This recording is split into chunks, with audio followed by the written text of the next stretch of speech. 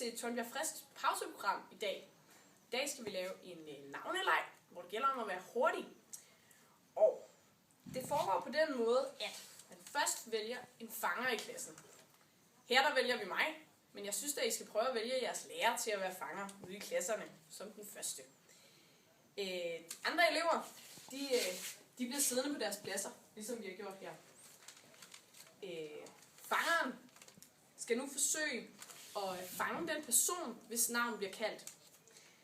Og den person, hvis navn bliver kaldt, skal så nå at sige et nyt navn, inden personen bliver fanget. Og I kommer til at gøre det ude i klasserne, at den person, hvis navn kommer først i alfabetet, skal starte med at kalde et navn. Vi prøver lige at vise legen. Her, der har vi Astrid. Hun starter med A, så hun kommer først i alfabetet. Derfor så skal hun starte med at kalde et navn. Jeg var fangeren, så jeg skal fange den person, Astrid starter med at kalde. Mathilde. Johanne. Karoline. Marie.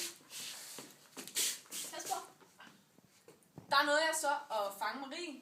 Så det der sker nu, det er at Marie skal rejse sig op og fanger. Jeg skal sætte mig ned. Og jeg kalder så det første navn. Så jeg kalder Johanne. Kasper. Karoline. Og Astrid. Mathilde. Jeg tror, det er Astrid. Ja, og her der bytter fangeren så igen. Og det er så Marie til at kalde det første navn i næste runde. Så god fornøjelse ude i klasserne. Og husk at deltage i klassekonkurrencen i frikvarteret.